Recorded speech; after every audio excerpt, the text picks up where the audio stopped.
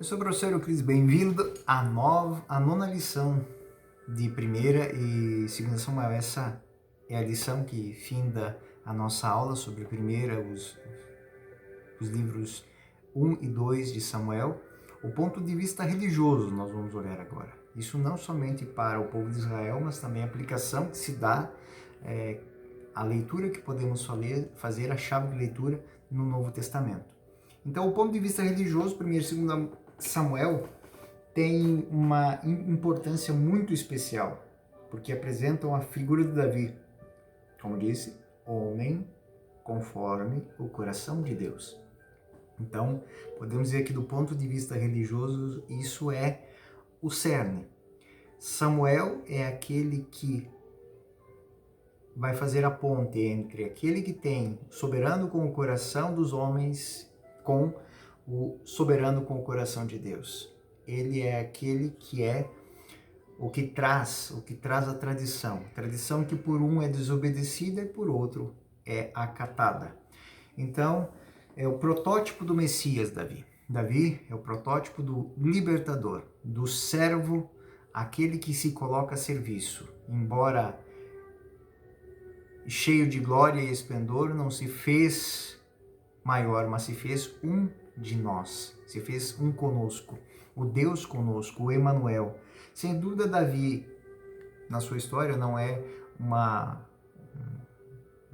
um jardim, tem situações muito complicadas. Por exemplo, é um homem sensual, violento, fraco com os filhos, mas, por outro lado, ele é um homem piedoso, é um homem penitente, que sabe reconhecer os seus erros. Então, renovo a frase que disse na lição número 7. Pecar é comum ao homem. Reconciliar-se com Deus é próprio dos santos.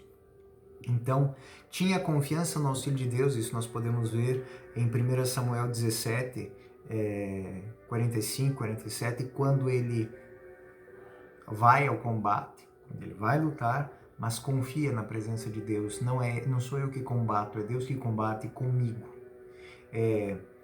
Zela pelo culto a Deus. Então, segunda Samuel 6, quando ele traz o centro do culto para Jerusalém, ele busca a arca que vivia sobre os montes, Silo, e para lá e para cá, sendo usada muitas vezes como moeda de comércio entre os sacerdotes. Ele traz para dentro de Israel. A tenda está no nosso meio, ele está no meio de nós. Sabe ser grato pelos benefícios da providência, todas as vezes que ele teve que escapar.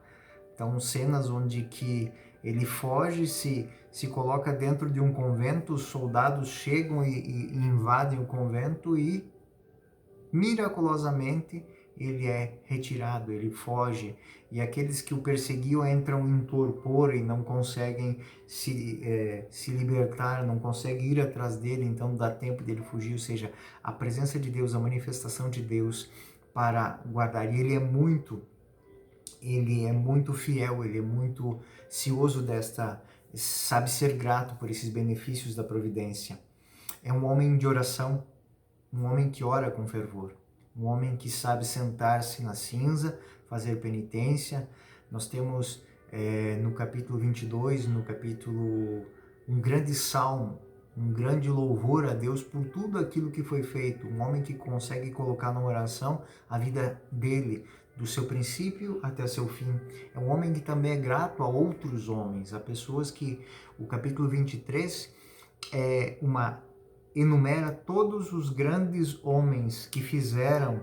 É um homem que sabe agradecer, sabe mostrar que a bênção está em mim. Eu tenho a responsabilidade pelo meu povo, mas condivido esta bênção e essa responsabilidade com outros homens que também têm a sua bênção, a sua missão, a sua vocação. E eles sabem responder.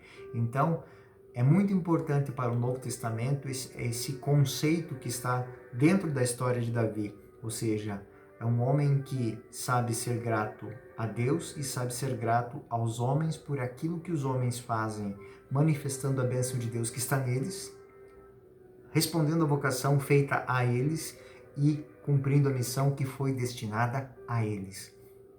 Aquilo que Ana vai dizer lá em 1 Samuel capítulo 1, um pedido a Deus para que ela também possa participar da vinda do Messias, a vinda do Messias a cada dia. Então, finalizando agora a nossa matéria, nós podemos perceber que tudo se combina, tudo se concatena. Aquela estéril que pede um filho para que ela possa participar da vinda do Messias, ela dá à luz a Samuel. Samuel que ouve de um juiz corrupto que ele está sendo chamado por Deus para guiar Israel. Ele que não consegue guiar seus 2 filhos, Samuel, vai guiar os 2 reis. Ele vai guiar um soberano com o coração dos homens e o soberano com o coração de Deus. Aos 2 ele unge, aos 2 ele adverte, aos 2 ele instrui. Cada um, à sua maneira, cumpre a sua missão, responde ao seu chamado, um na desobediência, outro na obediência. Um por desespero, outro por fraqueza. Então, esta grande realidade que nós encontramos é o pano de fundo religioso que 1 Samuel tem para a gente compreender a história da salvação. Onde nós poderíamos aplicar todas essas realidades? Na nossa vida cotidiana. Quantas vezes nós queremos um libertador? Quantas vezes nós queremos uma pessoa que resolva todos os nossos problemas? Nós podemos fazer isso de várias maneiras. Eu nem vou citar aqui porque pode cair até no óbvio. O óbvio, como dizia, o óbvio uivante, o óbvio ululante, né? Mas o óbvio gritante, de que muitas vezes nós colocamos as nossas responsabilidades na mão de uma pessoa que não está nem aí para nós. Nós devemos ser homens soberanos segundo o coração de Deus. Nós que somos cristãos, nós devemos compreender algo muito importante. Quando somos batizados, recebemos o munus de sacerdotes, reis e profetas. Profetas, nós falamos em nome de Deus. Reis, nós devemos ser donos, coordenar, nós devemos tomar decisões da nossa vida e da vida daqueles que dependem de nós. E sacerdotes, fazer dessa manifestação da vontade de Deus, dessas decisões segundo a missão que nos foi confiada, que nos foi dada, nós devemos fazer disso um sacrifício santo e agradável a Deus. Então, compreender Saul, Samuel, todos esses personagens dentro de 1 e 2 Samuel é muito importante para compreendermos a nossa missão enquanto cristãos, sacerdotes, reis e profetas, portadores da graça. Aquilo que Davi sentiu no momento em que o óleo foi derramado sobre sua cabeça, nós recebemos no batismo e confirmamos no nosso sacramento, no sacramento do crisma. E vivemos em cada um, tanto no sacerdócio, quanto na vida matrimonial, na vida consagrada. Não importa se você vai passar a vida inteira fazendo pequenas coisas, mas fazendo pequenas coisas de uma maneira consciente de que é na fidelidade às pequenas que nos é confiada as grandes. Então, o homem que aplica bem a primeira pedra de um mosaico é dono de um grande painel. Aquele que aplica mal a primeira pedra não consegue dar cabo da obra completa. Então, esta é o grande panorama que nós temos. Os profetas, anunciam o Messias e propõem ele como filho de Davi. Nós vamos ter essas citações em Jeremias 23:5, em Ezequiel 34:23, em Isaías 9:1-6, em Amós 9:11, em Oséias 3:5.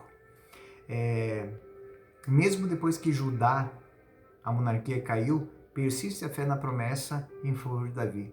Mesmo que o reino de Judá tenha caído, ficado apenas o reino do norte, o reino de Israel, que vai para o exílio e tudo mais, mas o rei que os israelitas buscam é o rei segundo o coração de Deus, é o rei segundo o Davi. ele é o descendente de Davi, ele deve nascer em Belém, a cidade do rei Davi. É emblemática essa esperança de Israel, um homem com o coração de Deus, um homem que nos traz a paz, um homem que enfrenta as batalhas de todos os homens apenas na confiança do poder de Deus. Nós vemos que por detrás dos evangelhos, Jesus é apresentado muitas vezes como o filho de Davi. Nós vamos ter isso na citação de Mateus 1, na genealogia. A genealogia está ali, ela é construída daquela maneira para mostrar que Jesus é o filho de Davi, é o filho de Abraão, é descendente de Abraão, mas acima de tudo, ele é o filho de Davi. Não somente o filho de Davi, mas é o neto de Jezebel. Ele tem pecadores, tem prostitutas, tem estrangeiras na sua história, mas ele é aquele que abre sua casa, abre a casa da paz, a cidade da paz a todos aqueles. Um dos dados muito interessante, que a corte de Davi, ela não era feita de combates, ela não foi feita, ela foi feita de quê? De ações de unidade, de matrimônio, né? de alianças pacíficas. Um grande rei que fez através de conversa, através de diálogo. Então, é muito interessante compreendermos essa realidade. Ele não se deixa levar, ele não se deixa abater pelo desejo de simplesmente impor, mas ele propõe. São sempre proposições aquilo que Davi. Isso é muito importante. Em João capítulo 7 também, Marcos 10, 47 seguintes, enfim, nós podemos dizer que o reino de Davi é o reino do Messias, né? E o Messias não é simplesmente a continuação do reino de Davi, mas é algo muito maior. É naquele que tem o coração de Deus, no próprio Deus, naquele que habita em nosso coração, que nós vamos ouvir este chamado. Então, Jesus respondeu: o meu reino não é deste mundo, né? Se meu reino fosse deste mundo, os súditos certamente teriam pelejado para que eu não fosse entregue aos judeus. Mas meu reino não é deste mundo, mas é com o exemplo do coração voltado para Deus que nós encontramos as forças para que o reino de Deus se faça entre nós. Para finalizar eu gostaria de fixar um pouquinho aqui. Muitas vezes nós vamos às celebrações e nós escutamos: o Senhor esteja convosco. Ele está no meio de nós. Onde é que está Deus? No meio de nós. No meio desta pandemia, onde está Deus? No seu coração. Fazendo o quê? Nos abençoando, nos chamando, nos vocacionando e nos dando a missão. Você já pensou nisso hoje? Qual é a sua missão hoje? Porque, na continuação, o Senhor esteja convosco, Ele está no meio de nós. Corações ao alto. Nosso coração não pode estar nas coisas da terra. Não pode estar nos horizontes de nossos lotes, de nossas casas, de nossos apartamentos. Eles devem estar muito além. Nós devemos pensar na qual nossa missão hoje, amanhã e além. E conduzir a nossa vida de uma maneira transfigurada. E por fim, sursum corda, ou seja, corações ao alto. Que o nosso coração tenda como fim supremo estar em Deus. Que nós possamos dizer junto com tantos: nosso coração está em Deus. Então, aí sim, nós podemos dar glórias a Deus por isso, porque o nosso coração está em Deus. Não só o coração dele está em nós, mas o nosso coração também está em Deus. Talvez Santo Agostinho, e vou finalizar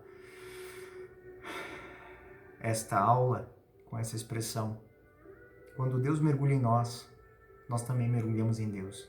E é extrair aquela expressão que disse Samuel à mesa de Jessé: só nos sentaremos à mesa quando ele estiver conosco. Então ele unge Davi.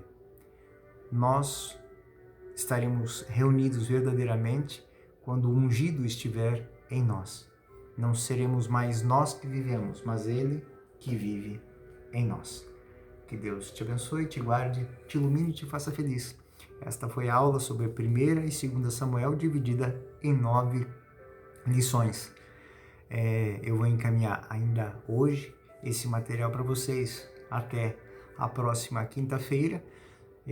Vocês vão estudando. Na próxima quinta-feira nós vamos para o outro livro, que serão 1ª e 2ª Reis. Por esses dias também, talvez vocês recebam um outro material aí sobre o Evangelho de São Mateus, que eu vou encaminhar para a comunidade de Sagrado Coração de Jesus, lá de Nova Esperança, mas você já pode ir lendo. Quando chegar lá, vocês já estão craques. Também como eu vou enviar esse material de vocês para a comunidade, para eles fazerem uma memória de tudo nesse tempo que eles têm vago. Então, muito obrigado pela atenção. Até a próxima. Não se esqueçam, nos vídeos aí, né, de inscrever-se no canal e dar o joinha. Dar o joinha e acender lá o sininho. Obrigado. Até a próxima. Até a próxima aula. Fiquem com Deus.